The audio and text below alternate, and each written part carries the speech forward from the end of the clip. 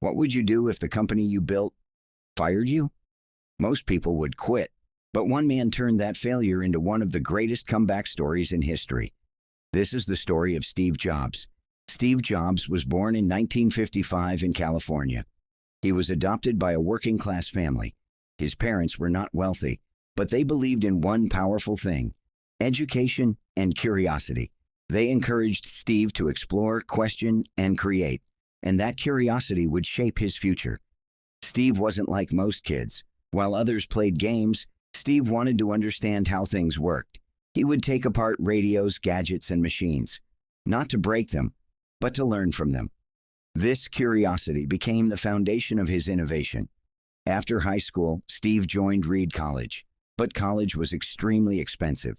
After only 6 months, he made a decision that shocked everyone. He dropped out. Even after dropping out, Steve continued attending classes he loved. One of those classes was calligraphy. At that moment, it seemed useless, but years later, that class would influence the beautiful typography used in computers. Sometimes the dots only connect later in life. In 1976, Steve and his friend Steve Wozniak started building computers in a garage.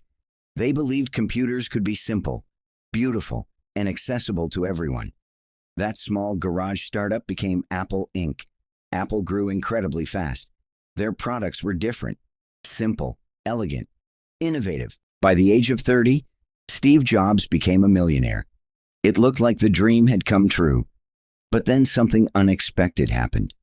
In 1985, Steve Jobs was fired from Apple. The company he created, the company he loved, no longer wanted him.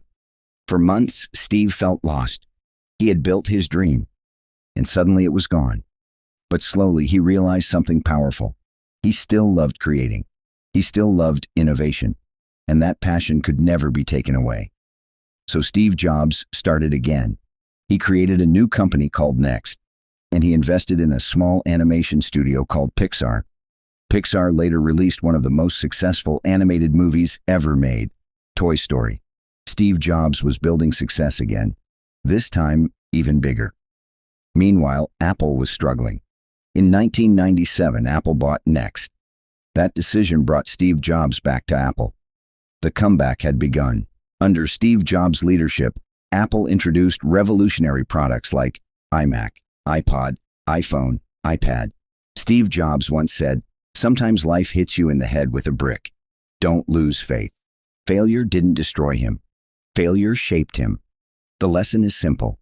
Failure is not the end. Sometimes it is the beginning of your greatest comeback. So if life knocks you down, stand up again.